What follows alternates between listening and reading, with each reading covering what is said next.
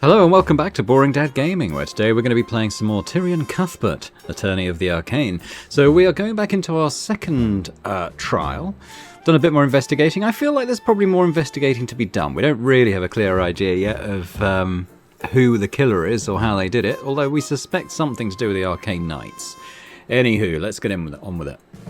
Court is now resumed for the trial of Wallace Nightgrave. Let us review the proceedings from yesterday.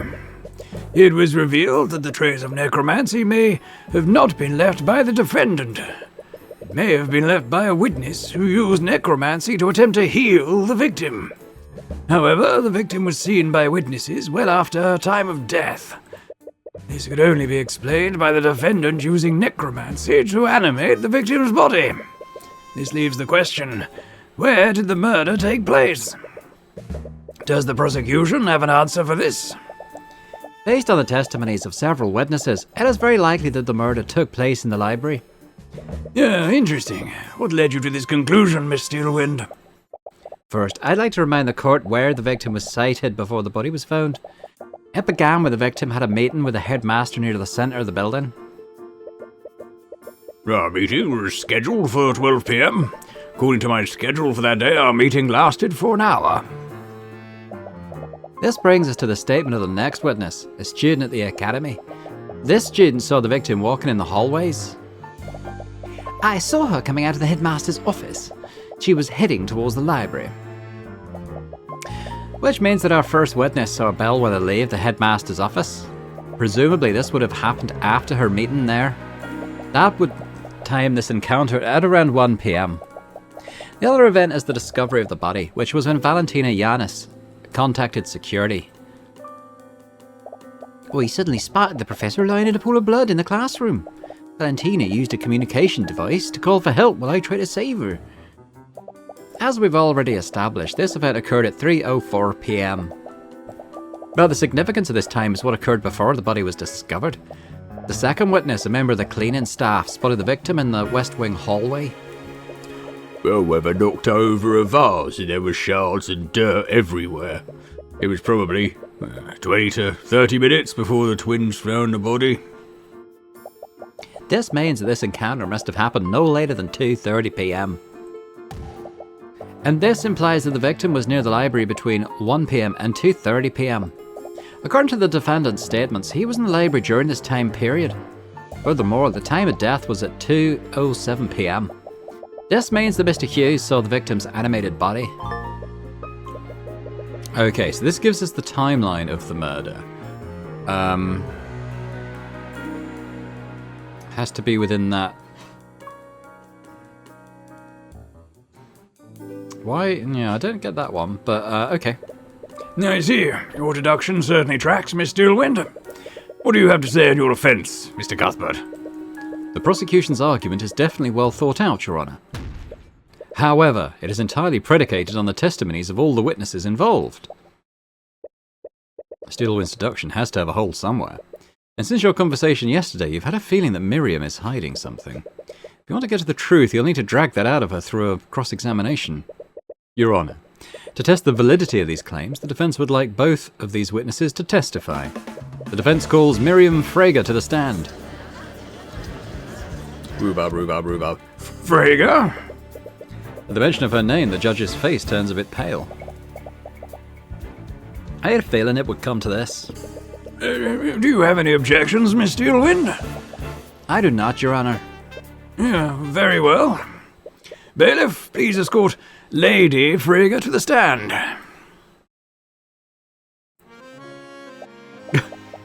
Witness, please state your name and occupation for the... You little snakes! How dare you deceive me? Oh, it looks like she found out. I had the opportunity to debrief the witness beforehand. Miss McCoy, for the record, I told you to exercise discretion. I did not mean that you should impersonate a member of my family. Yeah, sorry about that. I gave you all of the tea that I imported from the Eastern Kingdoms. I demand that you return it to me. No, you gave them to me. They're legally mine now. I'm not sure what your business with the witness is, Miss McCoy, but I'd ask that you please handle your personal disputes outside of the courtroom. Anyways, Miriam, could you please testify to the court about your encounter with the victim? Very well. Witness testimony. I was working on a research project in my dorm room when I decided to take a break. I left my room and went on a walk.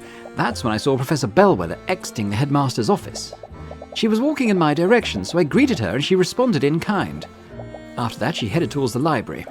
A short time after that, I went back to my room and continued my work. I see. So it was only a brief encounter. However brief it was, the witness's testimony verifies two things. One is that Miss Frege saw the professor exiting the headmaster's office. The other is that she witnessed the victim head towards the library. That gives us a rough timeline of where the victim was before her death. So that does seem consistent. Did Bellwether really enter the library that day? You feel like you would have seen her there if she did. Well, we saw her there. She came and talked to us, didn't she? Mr. Cuthbert, you may begin your cross-examination. Alright, well, we're going to press each of those statements to begin with. Was this research project a part of your schoolwork? It was an independent study to develop a new conjuration spell formula. This project is being sponsored by the Crown Prince himself. Jealousy? I wasn't aware he was involved in such a study. Of course you wouldn't. Did you expect to know every aspect of his life, dear Arya? You sense a bit of aggression. If you don't keep an eye on him, House Frege might just steal him back from you. As if His Highness would align himself with your rapacious family. Ha! Our banking houses form the economic infrastructure of the kingdom. But perhaps he'll come to the Steelwinds if he needs to clear a den of goblins. With all due respect, may we please focus on the matter at hand? Of course, Your Honour. Next statement. And you're sure that you saw her exit the headmaster's office? Yes, I remember it clearly. I was surprised that she was still meeting with the headmaster at all. She must be talking about how they were plotting to replace him. Did you interact with the professor at all, Miss, Frege? Did anything seem off about her? No, but it was a very short encounter. It's not as if we stopped to have a conversation. You said that you greeted her and she responded. What words did she use? Why is that important? Oh dear. Miss Frege, it's possible that someone used illusion magic that day. Every detail about the victim's interactions could be important. Well, I bid her good morning, and she said good morning in response. Did you see her enter the library? I didn't. There's not much else in that direction. From the testimony of Jan Hughes, we know that she later came from the library. Even if she didn't enter the library, she was still in that area for more than an hour. Okay, last one.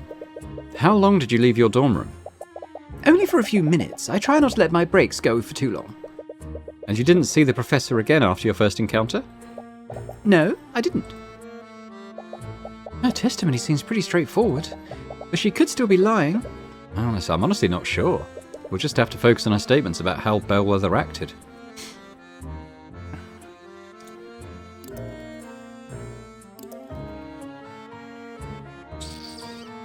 Okay, let's see if there's anything about this.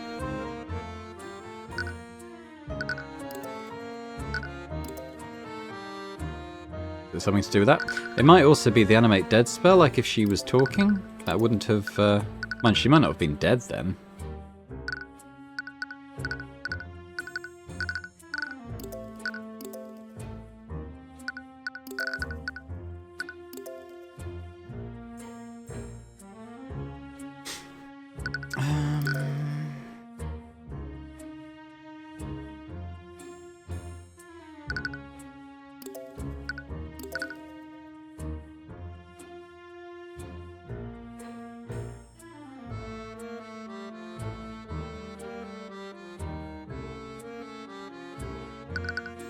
I mean, we could try the evidence in the locker. Objection!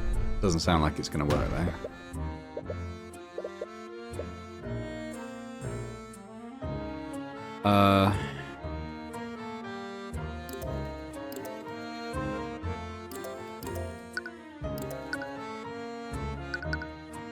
Who else have we got?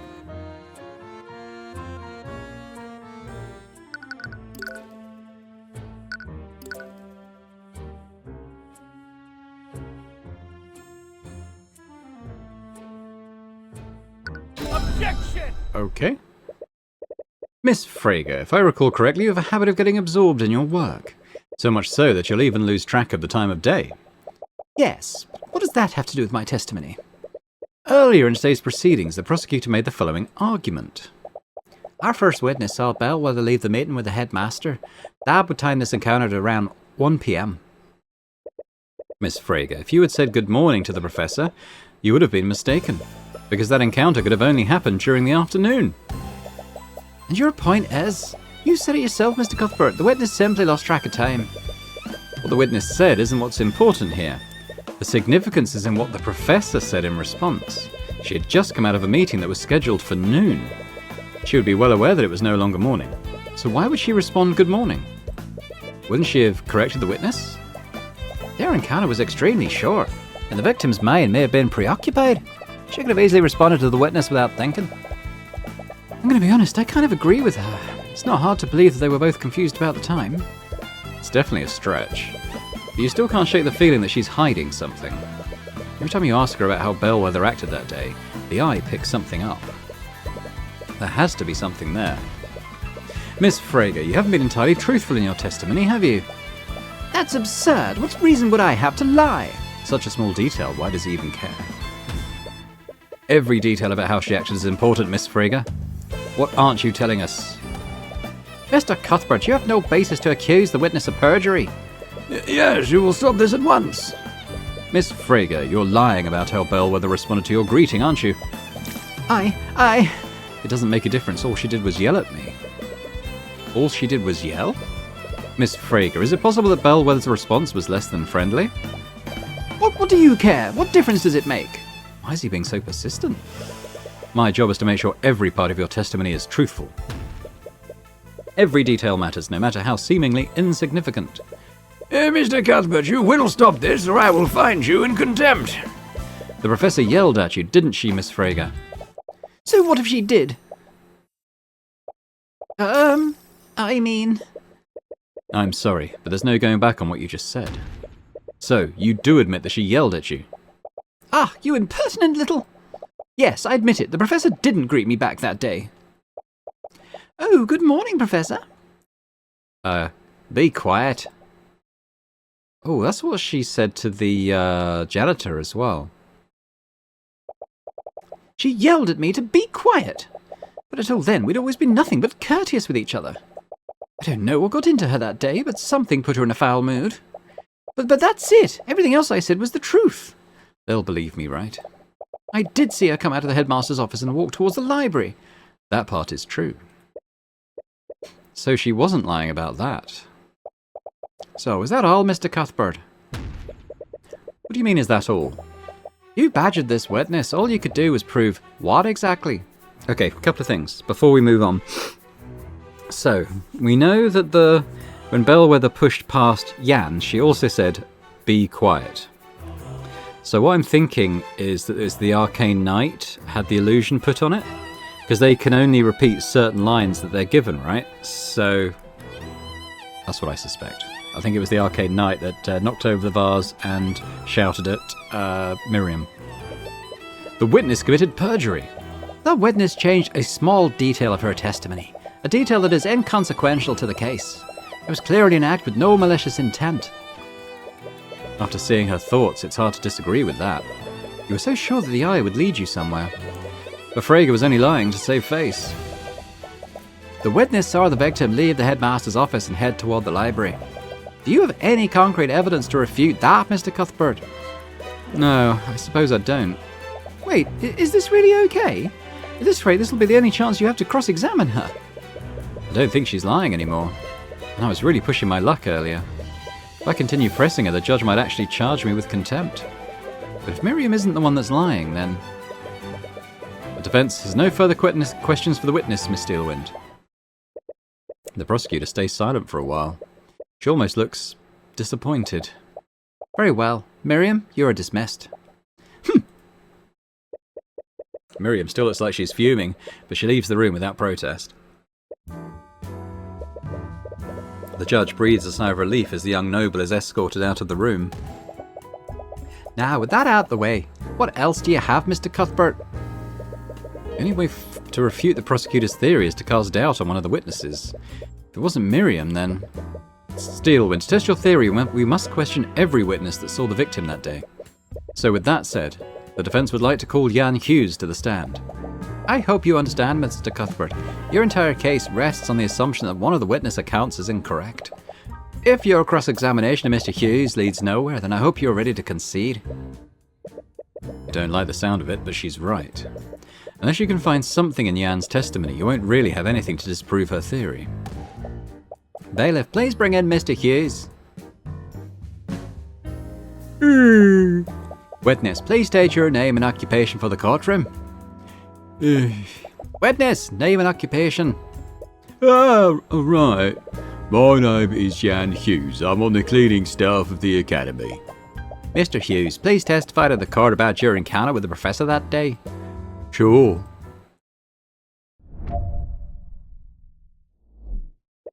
I saw the professor when I was cleaning the West Wing hallways. It was about 20 to 30 minutes before the body was discovered.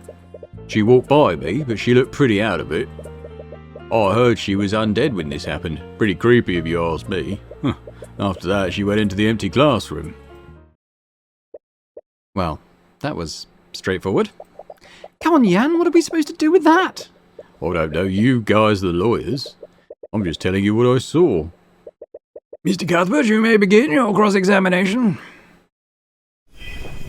Okay, we'll start by pressing all of his statements. How are you so sure that it was 30 minutes before?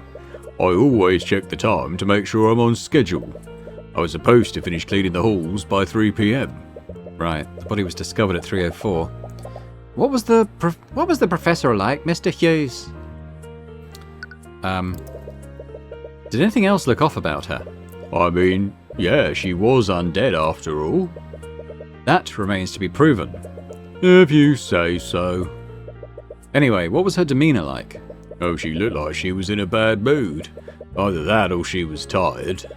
But I guess she was just dead inside. Literally.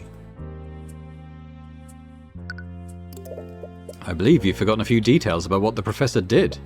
Yeah? Sorry, it's hard to remember these things sometimes. Which details should you ask him for? Did she make any sounds? Did you hear her make any sounds? Oh, yeah. After she knocked over the vase, she yelled at me to be quiet. But I didn't even say anything. This detail could be extremely important. Please add it to your testimony, Mr. Hughes. Whatever you say, ma'am. After that... Okay. Did you see anyone else enter that classroom? I'm honestly not sure. I wasn't paying much attention to her. I did think it was weird that she went in there. With the funky smell, I can't think of why anyone would go there willingly.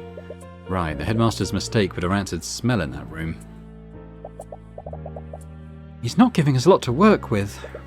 He tends to leave out details unless we ask him directly about it. I just need to ask him the right questions.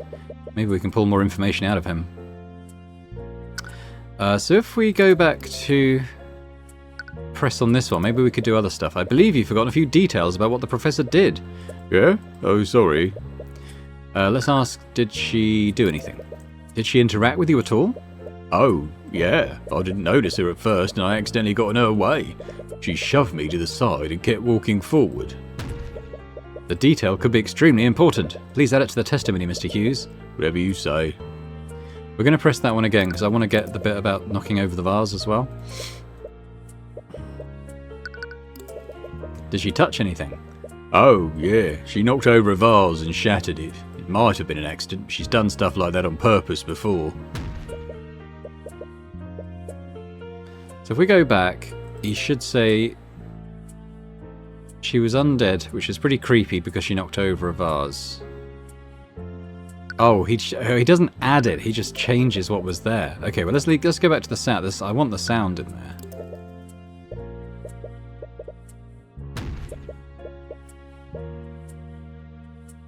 All right, so we'll go back to that where he mentions yelling, and we'll go to the spell animate dead, which means they can't talk. Objection! Mr. Hughes, you said the bellwether yelled at you. What were her exact words? I think she yelled at me to be quiet. What? I thought it was weird. I didn't even say anything. But I know better than to talk back to her. That's the thing, Mr. Hughes. The prosecution's theory is as such. The professor was murdered in the library and was reanimated using animate corpse. With a quick illusion spell, no one would notice that she was undead. However, if what you saw was truly the undead Bellwether, how does she speak to you? Huh? Yes, doesn't make any sense. Mr. Hughes, undead can follow simple orders, but they don't have the intelligence to speak. Perhaps the witness was mistaken? No, I'm sure I heard her yell at me. I remember because what she said didn't make any sense. Exactly. He didn't say anything, but she still yelled at him to be quiet. Wait a minute. I'm afraid I don't understand. We've already established that the victim was dead long before her encounter with Mr. Hughes. But if what he saw wasn't an undead, then what was it? It had to be an undead. What other explanation is there? It couldn't have been a major illusion, otherwise it wouldn't have been able to shove Yan out of the way or knock over the vase. Whatever it was, someone probably used illusory disguise to make it look like Bellwether. Does that mean it was a person? No, if it was a person, how did Bellwether's body end up in the lecture hall? Bellwether wouldn't have been able to turn herself invisible if she was dead. Whatever Yan saw, it needs to be something that could have transported Bellwether's body unseen. It would have also needed to have a mass and the ability to speak. It's an arcane knight. Or at the very least, it needs to be something that can recreate Bellwether's voice. What could have done that? Arcane constructs. That's it! Do you have an answer for us, Mr. Cuthbert? What did the witness actually see? Your Honour, the witness didn't actually hear the dead victim speaking. What he actually heard was her voice being recreated using magic. Are you trying to say that her voice was recreated using a spell? No, not a spell, Steelwind. It was artificery. And whoever the murderer is, they had the perfect piece of artificery available to them. One programmed with Catherine Bellwether's voice. You can't possibly mean... That's right, Steelwind. What Mr. Hughes saw was an arcane construct. An arcane construct? Think of it as a magically animated suit of armour, Your Honour. But we ruled out such a possibility, hadn't we? Construct or not, no one could disguise themselves and carry the body to the classroom. A person wouldn't have been able to do it. But arcane constructs are a different thing entirely. Those suits of armour are extremely large, but more importantly, they're hollow. Oh, I see. That means that theoretically, someone could have placed the victim's body inside it. The arcane construct wouldn't just transport the body. With an illusory disguise, it would also confuse and mislead anyone who saw it. Objection! I commend your deduction, Mr. Cuthbert. I would have never considered that possibility. It's certainly plausible, but what does this prove exactly? It proves that the body wasn't animated using necromancy. My client isn't the murderer. That defendant is still capable of performing all of the acts that you just described. His compendium contains illusory disguise after all. Well, there were several students in the library that day. Any of them could have committed the murder. One might come to that conclusion if they didn't have one crucial piece of evidence. I'd like to present a new piece of evidence to the court. From underneath her table, you see Miss Steelwind pull out the bloody rapier. Blood? Is that... Yes, Your Honour. This is the murder weapon. Oh, she was saving that for the perfect moment, wasn't she? This rapier was reported stolen by Miriam Frago weeks before the murder. And during the investigation, it was finally found in the defendant's locker. Wait, he was clearly trying to use one of her possessions in a paltry attempt to frame her. Why, he even stole her locker's nameplate and placed it over his? Damn it, that's not what happened. But honestly, it sounds more plausible than what really took place. We're basically back to square one, aren't we? Anyone could have told that construct to do all those things? Wait, anyone? Is that really true? The construct transported the professor's body, and someone used an illusion to make it look like her. They even used a pre-recorded voice to make the illusion more convincing. It's the headmaster, and I think the murder happened in his study. Because she shouted, "Be quiet," to Miriam when she came out of the study. So, yeah, that's where she died.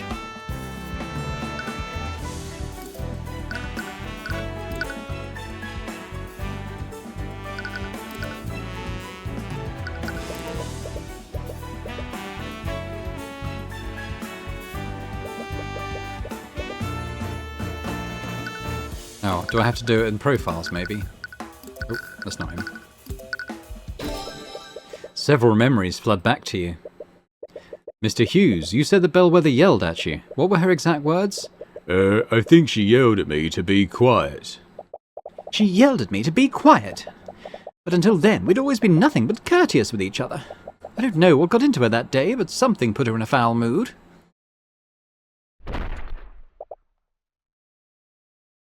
Oh. Huh. Okay. Be quiet. Sorry. Be quiet. Eris begins giggling. She seems amused by what's happening. The construct's voice is just a series of pre-recorded messages. I'm not sure if you noticed, but it uses the voice of Professor Bellwether. Unfortunately, you can't make them say anything other than what's recorded. Only the headmaster can change those settings. No, it can't be him. What is it, Tyrion? Did you figure something out? I did.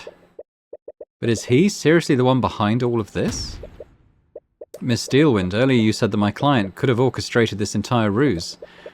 But that's simply not true. How so? Anyone could have ordered the construct to carry out the victim's body. Yes. But not everyone can change what the constructs are able to say. Only one individual has the credentials for that. Theodore Redmond, headmaster of the Imperial Academy. Wait, you're not serious, are you? You think if the headmaster did all this? I don't want to believe it, but he's the only person who could have done it. That's completely ridiculous. Headmaster Redmond would never do something like this. Miss Steelwind, there's one common element between each of the witnesses' encounters with Bellwether. Is what Bellwether said to them. She yelled at both of them to be quiet. Miriam Frager was particularly surprised. She had a good relationship with the professor. But when greeted by the professor, Bellwether just shouted at her, almost as if the professor was responding indiscriminately. And recall her encounter with Jan Hughes. I'm going to turn down the music. It feels like it suddenly got really loud. Hang on. I thought I set this way down. I think it's got reset somewhere along the way, unfortunately. The professor knocked over a vase and shouted at him to be quiet immediately after, even though he hadn't said anything. She was responding to the sound of the vase breaking. Now, let me ask you this, Steelwind. Where did Bellwether come from before she encountered Miss Frager and Mr. Hughes? Her meeting with the headmaster.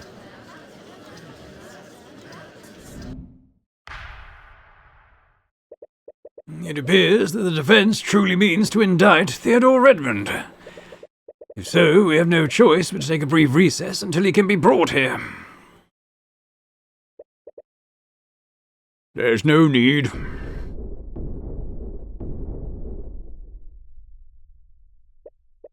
Fortunately for you, I'm already in the gallery. The headmaster stood up from the gallery seats behind you and slowly walked over to the witness stand. Has he been here the entire time? Now, please correct me if I'm wrong, Mr. Cuthbert, but do you think I am the one who committed this crime? I'm sorry, Redmond, but no matter how I look at it, everything I've found points to you. No, there's no need to apologize.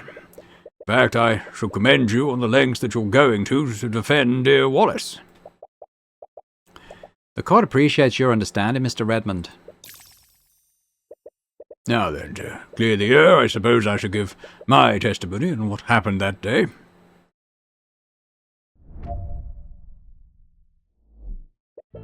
That day I had a meeting scheduled with the professor at noon. She showed up at the expected time, and we discussed various administrative matters. Our meeting went on for an hour, after which she left to prepare for her next class. Despite our many disagreements, we still knew how to be civil with one another. After all, I had no reason to bear a personal grudge against her. I just can't see it. He seems like such a nice person. Is he really the person we're looking for? He has to be. No one else could have orchestrated this entire plot. You just needed to find out how and why. Okay, well, let's press all his statements. What was this meeting for? Oh, nothing of note. We were merely discussing her daily operations and duties within the Academy. An academy such as ours, it is beneficial to regularly communicate with the staff. So she showed up at exactly 12 p.m. More or less. Catherine Bellwether was many things, but she was never tardy. There aren't any witnesses who saw her before the meeting, so you don't have a way to disprove what he's saying. It'd be best to look elsewhere in his testimony. How long did this meeting last, Headmaster? So that means that the professor left your office at 1 p.m. Yes, she was quite adamant about taking time to prepare her lesson plans. Now that you think about it, Frege had no idea what the time was when she saw Bellwether. If the headmaster is lying about when the meeting ended, there'd be no way to verify it. Which would account for the hour gap that Steelwind mentioned. Damn it, did the headmaster really do this? After hearing so much about her, I find that a little hard to believe. Yeah, I can see why you'd say that, of course, but despite everything, I was still her superior. She always remained professional when speaking with me. Is that really true, though? Really? Even after the way she's acted towards the students and faculty? Oh, make no mistake, I've heard many complaints regarding her actions, and I've had many conversations with her to try to correct her behavior. But at the end of the day, she was a remarkable professor, regardless of her lack of people skills. His testimony pretty much matches what we know so far. I'm not entirely sure if he's lying or not, but at the very least we know that he was involved in the professor's murder. But why? His motive. It's got to be this, and it's got to be the testimony about...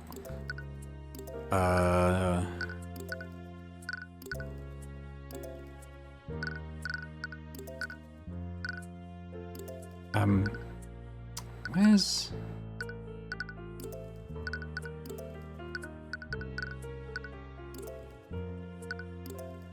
I want the testimony from Miriam.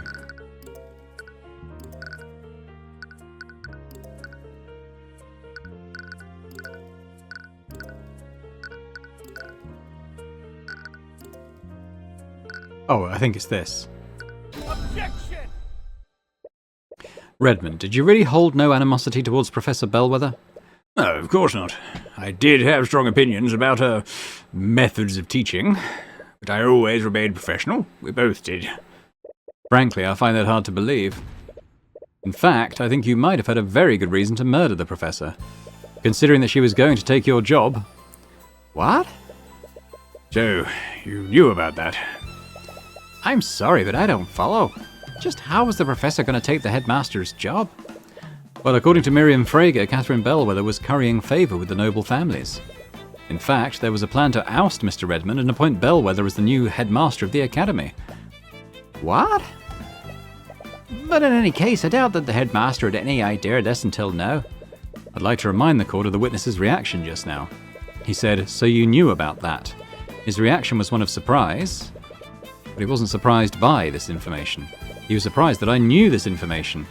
That's... Yes, please, dear Arya. I may be a frail old man, but I'm perfectly capable of defending myself.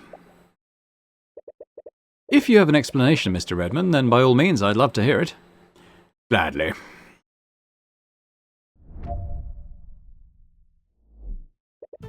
It is true that I knew about the Frege's plot beforehand, but I'd only just learned about it.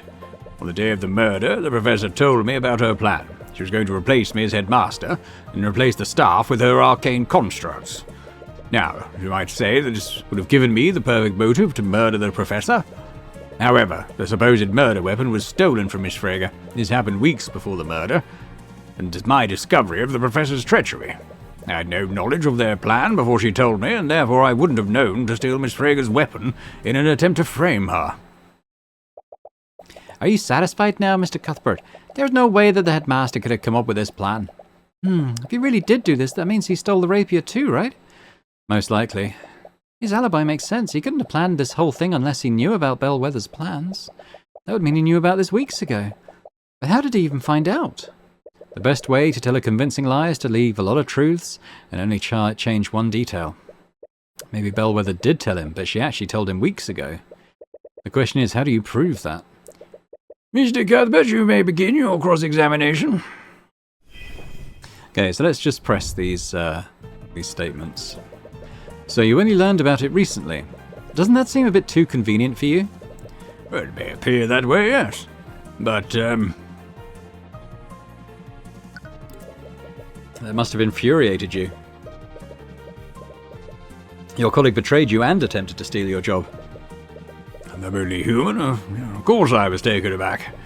I've been headmaster of the Imperial Academy for decades. To think that the professor and the board would go around my back like that. With the professor dead, you won't have to worry about losing your job. At least not for a while. I suppose you're correct, but there are others who benefit too. Faculty staff is now aware of the Frega's plot. With her plot delayed, they won't need to worry about abruptly losing their jobs either. But what happens if you prove that Redmond is the killer? He'll lose his job and House Frege will just appoint someone else. No, you can't think about that now. If you don't prove Redmond's guilt, the court will convict Wallace. As the headmaster, you'd probably have the tools available to get into her room. Yes, I will admit that. The Academy has a master key that can be used to enter each of the students' dorms. And yes, as headmaster, I would have access to that key. Then you had the perfect way to get into her room and steal the rapier undetected. I suppose I did. However, there's one flaw with your logic. It was my understanding that the Fregas wanted to keep this a secret until the very end. Why would Bellwether, of all people, tell you about her betrayal? I imagine she wanted to taunt me with that information. We've long had our disagreements, and looking back, she may have resented me for that. And at that point, there wasn't anything I could do to stop her. Really? I thought you and the professor were on good terms. I thought so too, but I suppose it was all a facade. She was just biding her time until she could take my position as headmaster. He had to have known about Bellwether's betrayal weeks ago. Right, the question is, how do we prove it? Do we have something that proves he knew about it before the day of the murder? Let's have a look. I don't recall anything specific, so I may have to go through... I mean, there's this thing. He cleared out... He did clear out that room.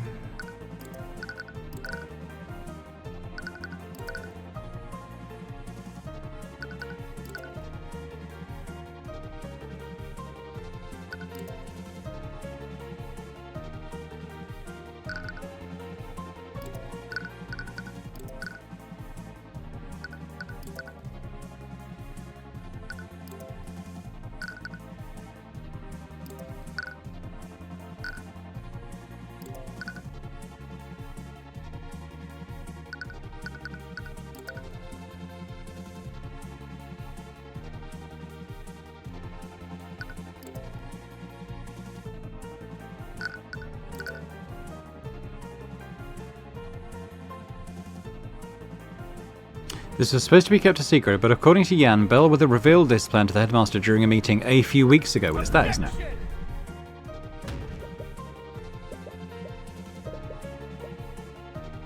Okay, well, it's definitely that piece of evidence, so it's obviously the wrong statement. I had only just learned about it. I thought it was that, but I guess let's have a look.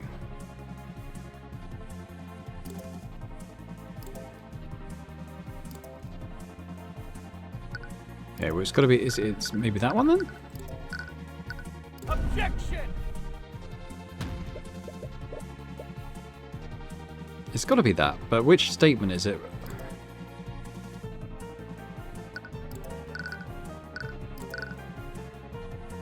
Objection! It's got to be that piece of evidence. It literally says it.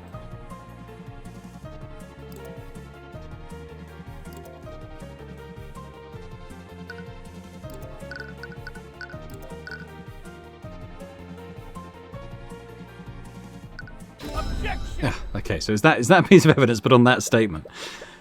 Redmond, you keep saying that you didn't know about Bellwether's plot before yesterday. Do you still plan on standing behind that claim? Yes, of course I am, because it's the truth. I'm sorry, Redmond, but you should really close your doors during your meetings. What? Did someone see? It is true that Bellwether revealed her plan to you during one of your meetings. In fact, Jan Hughes happened to overhear that same meeting, but he only overheard the part where the staff would be replaced. And that's the strangest part, Redmond. According to Mr. Hughes, this meeting occurred weeks ago. You can't accuse the headmaster of perjury based on a rumour. Everything you've just said is based on second-hand information. Mr. Hughes distinctly overheard that the staff would be replaced with arcane constructs. That is too specific and too accurate to assume that he misheard a different conversation. The professor probably only revealed her plan for the arcane constructs. That still doesn't prove that he knew about her treachery beforehand. Professor Bellwether had no authority over the cleaning staff's employment. It wouldn't make sense for her to just reveal her plan for the arcane constructs. That would only make sense if she knew that Bellwether would be taking his job. So tell me one thing, Redmond. Why did you find the need to lie about this? Is it because you saw a need to protect yourself from my accusations? Redmond, I asked you a question. Did you murder Catherine Bellwether? What a fine mess this is. I'm not done, not yet. Headmaster? So, you truly plan on pushing this, do you? Well, your thesis sounded promising, Mr. Cuthbert. But I believe your arguments could use a little work.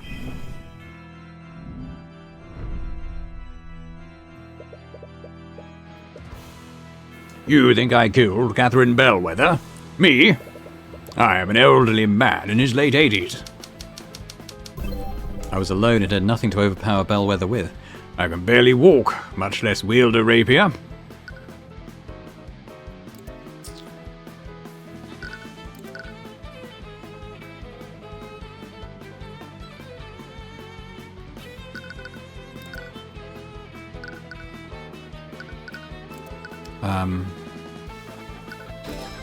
Yeah. But you and Bellwether weren't the only people in that room, were you? You needed the arcane construct to carry Bellwether's body. That means that the construct would have already been in your office. And with your privileges, you could have easily programmed the construct to stab Bellwether for you.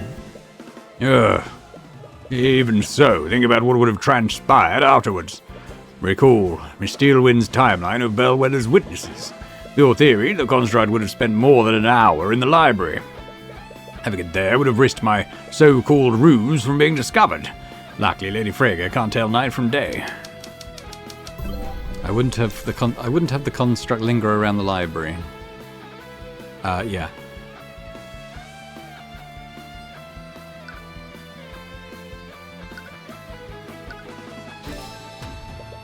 The timing deduced from Miss Frege's testimony is predicated on one thing. She saw Miss Bellwether exit your office after your meeting. However, if we assume that you're lying about when this meeting ended, your entire argument falls apart. Miss Frege would have encountered Bellwether after her death at 2:01 p.m. Miss Frege wouldn't have made a mistake like that. Miss Frege thought it was morning when she saw Bellwether. She can't reliably tell the time. Then what about where the rapier was placed? If I really was the murderer, then that would mean I planted the weapon in young Wallace's locker. Several of the students had lockers there that I had access to. I wouldn't have placed incriminating evidence in that locker. Wallace is one of my prized students. If I had to frame anyone, he would be the last person I chose. So where is the thing about the stuff being swapped? Yeah. You're right, Mr. Redmond. You wouldn't try to frame Wallace, but you would try to frame Miriam Frege. Huh? It would have been the perfect act of revenge, wouldn't it? You murder your treacherous co-worker and frame the daughter of the family that helped her. But something went wrong, didn't it, Redmond? The labels on Wallace's locker and Miriam's locker were switched. Anyone who saw that would have easily mixed them up. I am the headmaster of the Imperial Academy. I have records of all the students' lockers and where they're located. There's no reason I would make a mistake like that. If I truly planned this, I would have known where Wallace's locker was. Simple change in labels wouldn't have led me to make a careless mistake like that. What are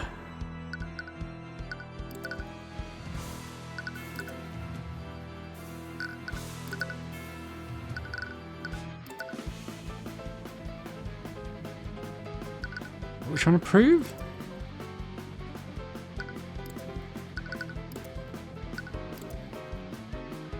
Hang on. There's no reason I would make a mistake like that.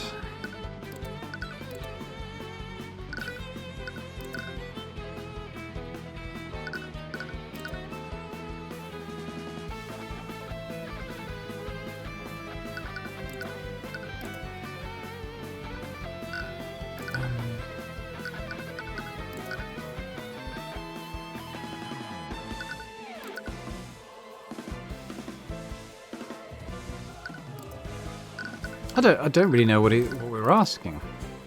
Oh, he made this mistake, so we implying that maybe his faculties are a little bit not as they should be. No, that's not right. He would have noticed if the locker IDs were switched. But this is all based on the assumption that he was the person that planted the rapier. Oh, so it's the arcane construct in the locker room, right? But it wasn't you, was it? Your arcane construct was the one who planted the rapier in the locker. Ah! I bet you commanded it to place this rapier in the locker of Miriam Frager. But it saw the ID number on Wallace's locker and assumed that it was Miriam's. This is, I... Redmond begins desperately stammering, looking for something to say. Miss Steelwind, say something. What? Mr. Cuthbert, your theory may be plausible, but there's no evidence to support it. Yes. That's right. You don't have any proof, do you? There's no evidence of my orders. Saying that I could have committed the murder isn't the same as proving I did it.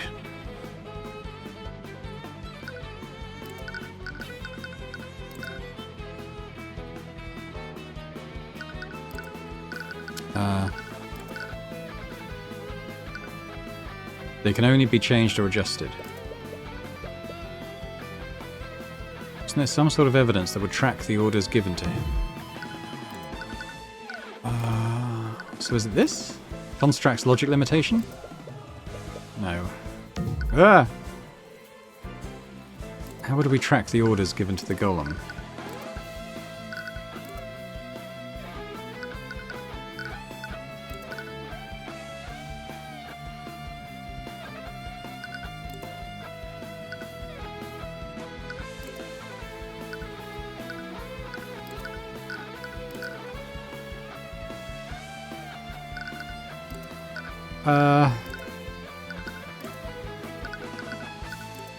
There's no evidence of my orders.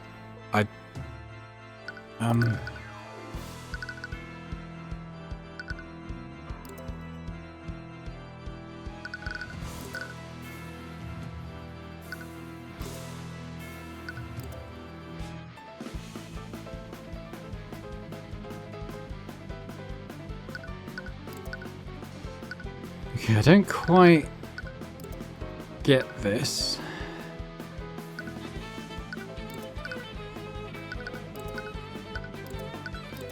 Hang on, I'm going to pause while I think about it. I had to look it up because I was wary of losing the argument, but it's the locker room golem again, like the second time in a row. So I guess maybe we have to go and check it out? Your arcane construct is still in the locker room where it planted the rapier. All we have to do is take a look inside it and we'll see the blood. Oh, is that so, Mr. Cuthbert? What? Why does he still look so confident? No, Mr. Cuthbert, I already checked the inside of that construct during my investigation. The interior was completely clean. What?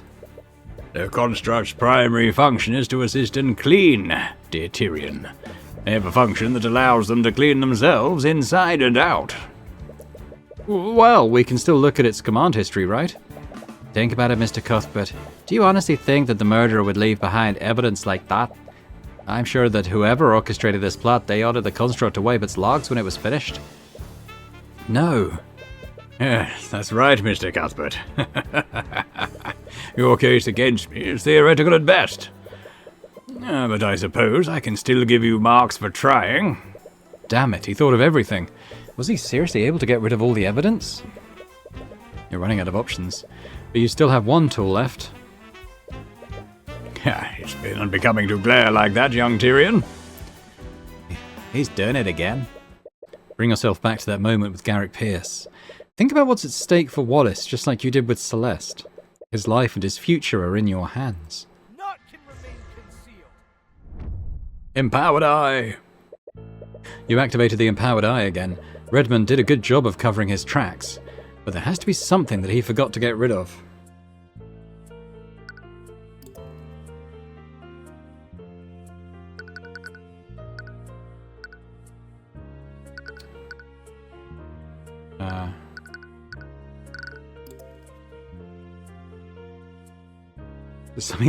There must be something to do with the bad smell that he made. Is it that? Okay, so what am I looking for here? Oh.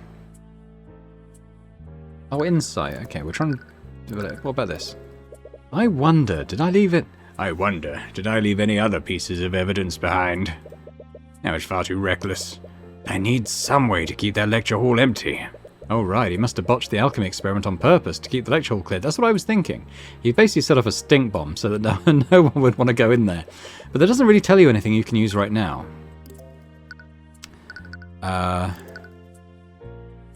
Something to do with the lockdown? I had to do everything I could to shift guilt away from myself. But did I leave any holes in my alibi? No, I accounted for everything. There's no way I left any evidence behind. Evidence behind, evidence behind. Is this is probably his file, right? I did everything I could to cast doubt on that Frege brat. Can't believe Valerie placed a trace of necromancy on the body. To make matters worse, the construct placed the evidence in the wrong locker. So he did send the construct to the locker room to plant the evidence. He must have also fabricated the documents that accused Frege of cheating. It was all to make her look like the murderer. But this doesn't give you anything you new to work with, alright?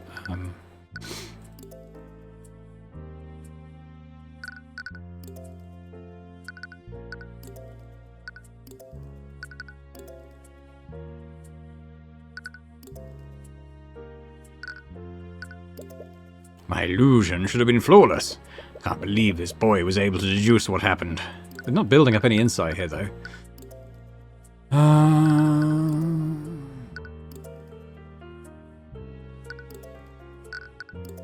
What if we do this again? Why was the construct in the locker room, though?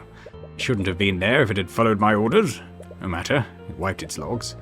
You have nothing on me. Oh, I get it. So he did order it to wipe its logs. In order to cover all of its tracks, it probably would have done this last. But it wouldn't have. Because it didn't leave the locker room as he asked it to. So it just crapped out. Construct orders were clear. Plant the body in Lecture Hall 2B, and then plant the evidence in Frege's locker. It was supposed to head to the storage room afterwards. What happened? Interesting. The construct wasn't supposed to be in the locker room. Wait, he ordered the construct to go to the storage room. He would have done that after it was finished planting evidence in the locker room. But if we found it in the locker room, what stopped the construct from leaving the locker room?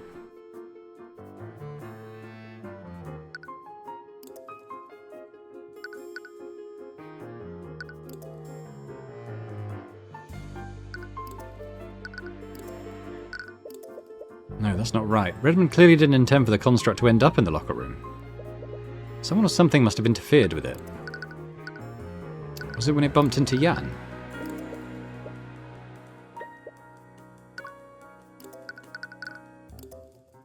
Is it this?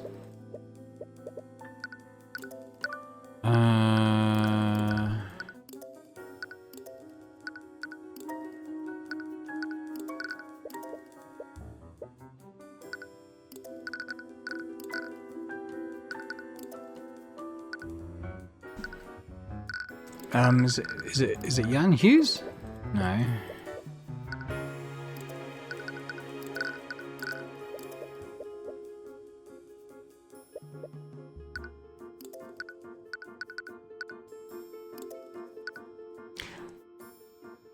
Is it the lockdown? Right, the body was probably reported earlier than Redmond expected. This means he probably started the lockdown before the construct was finished in the locker room. How did the lockdown affect the construct's actions? But does this change anything?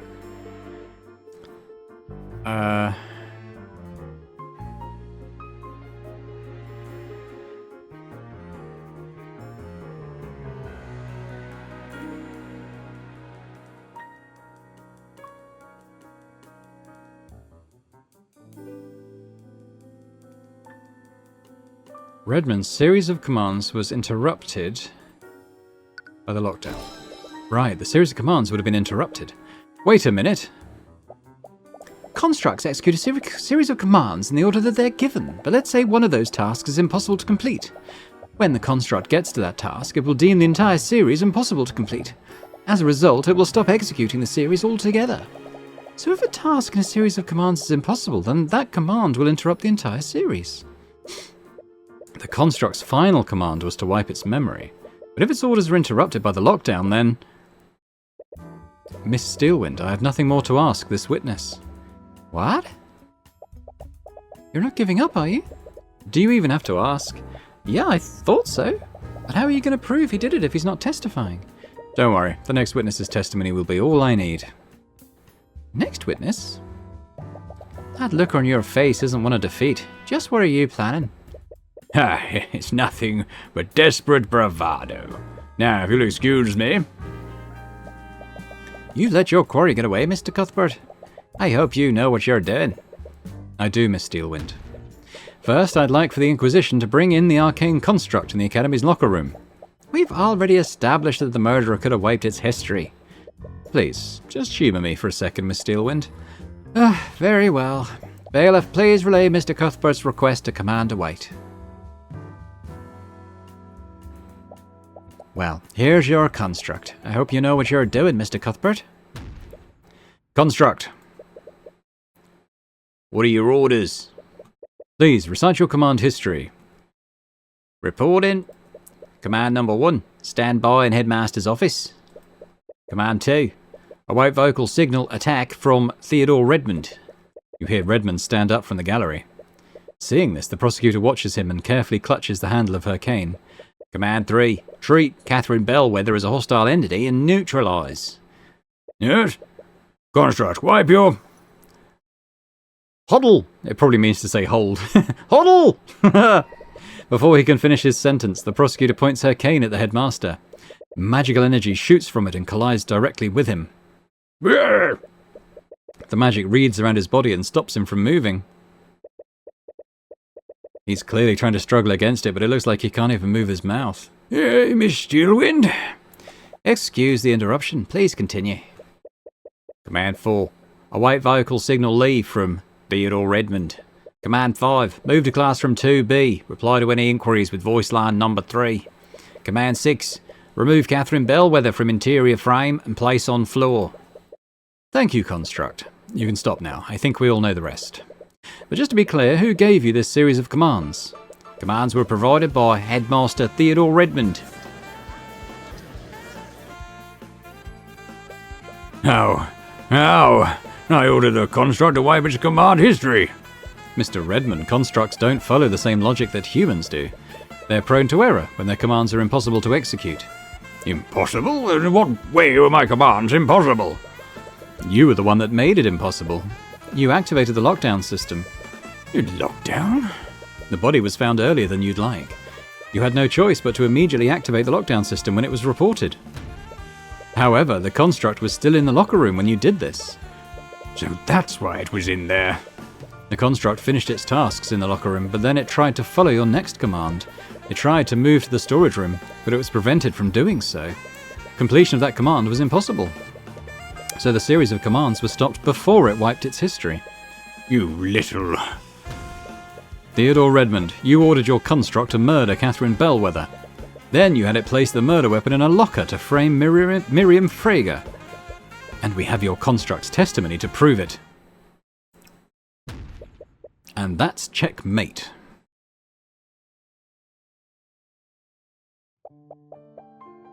I can't believe it. How could you do something like this, Headmaster? She was going to take everything from me.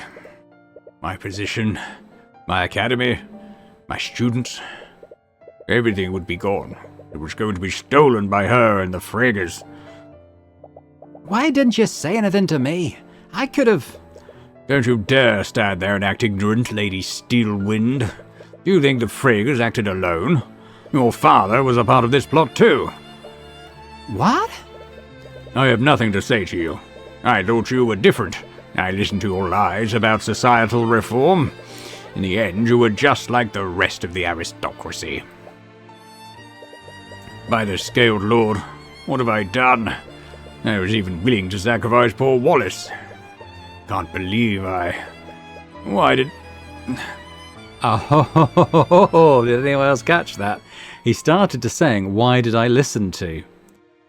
And now it's changed to, why did I do this? It appears that we have a full confession. The court sees no reason to prolong this any further.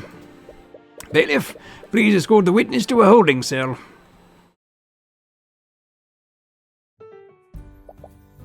Mr. Cuthbert, you really did it.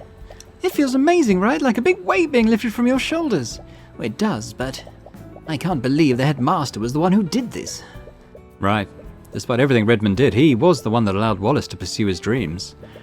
I'm sorry, I'm sure this is bittersweet for you. What am I going to do now? Headmaster Redmond was the only reason I could even attend the academy. With him gone. Come on, don't think like that. You got acquitted. I'm sure it'll all work out. You want to agree, but necromancy is basically taboo. Without Redmond's support, there aren't many places he could learn it legitimately. And then there's the Imperial Academy. Hey, don't you get all sad on me too. Sorry, I was just thinking. With Redmond gone, the Fragers will probably just appoint another sycophant as the headmaster. Valentia, Valerie and Jan, they're all going to lose their jobs. Come on, you found the truth and you put a murderer behind bars. You saved Wallace. She's right. As you start to exit the courtroom, you're greeted by Miss Tamora. Was she in the gallery this entire time? At the end of the day, you saved Wallace from a wrongful conviction. You should be proud of yourself for that. I suppose you're right. Maybe I am just overthinking things. But the doubt still lingers in your mind. Come on, I'm taking Wallace to that restaurant he went to last time. Do you remember how much that place cost? Don't worry, I've got plenty of gold. Am I the only one on this team not making any gold? Why don't you meet us there, Celeste? I need to talk with Tyrion for a moment. All right. Let's go, Wallace. Okay. You activated the Empowered Eye again, didn't you? She doesn't appear to be praising you. I did. I didn't really have a choice. The Eye of Horus is a powerful tool, Tyrion. But that's twice now you've used the Empowered Eye to get out of a tough spot. You can't keep relying on it if you want to grow as an attorney. One day you'll find a witness that the Empowered Eye won't work on. It's worked for me this far, though. But I suppose that you're right. I'll try to rely on it less next time. And that marked the end of another case in my career as a defense attorney. Another life saved, another murderer brought to justice. But I still couldn't shake this feeling of uneasiness. Was it guilt for what would happen to the faculty staff? Or was it something else? Episode end. Yeah, we're going to see more of Eris, I think.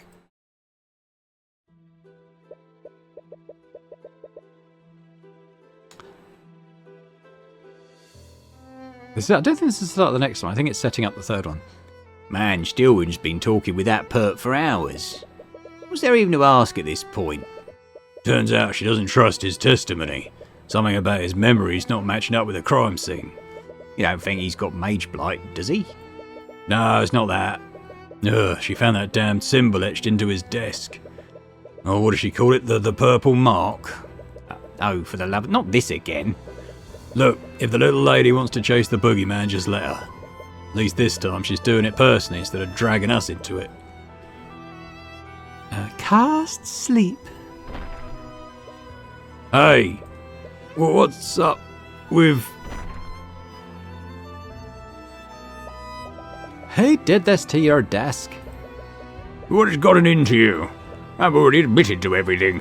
What more could you possibly want from me? Where did this graffiti come from? What is this symbol? What is the purple mark? I don't know. A student must have done it at some point. Think very hard, Headmaster. When did you receive this purple symbol? Focus on the moment you received this. Wait a minute. I remember now. But how? Lady Steelwind? Lady Steelwind? Naria, what happened? Are you okay? That was close. My elation over meeting him almost made me forget. Eris? What are you doing here? Why? Wait, I remember now. It was you. You put those ideas into my mind. You're the one who told me to murder Bellwether. No, you humans never fail to amuse me. I didn't make you do anything. Everything you did that day, all the planning, all the preparation, that came from your own mind. And I have to say, I was quite entertained with the scheme you came up with. Why, you even broke into Miriam's room. I didn't know you had it in you, old man. You made me forget about our conversation. But how? Illusions can't affect the mind. Magic can't affect the mind. It's a shame, though. I would have much rather turned Wallace into the antagonist of this chapter. Could you imagine if he turned? Oh, it would have been spectacular. Armies of the undead running rampant in the streets. But alas, even I couldn't corrupt his poor soul. Answer me. Who are you? What are you? Who am I? I'm the Lord of the Sixth Circle.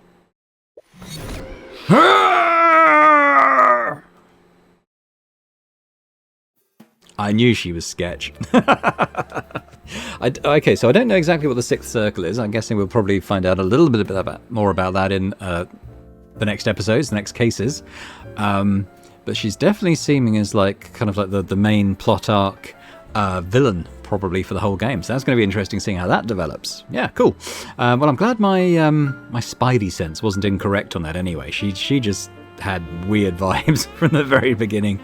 So that's kind of cool. But yeah, hopefully you've enjoyed this second case of Tyrion Cuthbert, Attorney of the Arcane. If you did, if you could hit that thumbs up button, that'd be brilliant. If you thought you knew the solution before I did and before the game did, do let me know in the comments. Interested to know if anyone sort of got a hint of that before I did. I mean, I did reach the right conclusion, but probably only very soon before it actually all came out anyway, so I don't know if I can really properly take credit for that. But if anyone saw it coming from further off, let me know. I'd be interested to hear. And if you're watching this and enjoyed this series so far and haven't yet subscribed to the channel, it would be amazing if you could. So, thanks very much, and I hope to see you next time. Bye for now.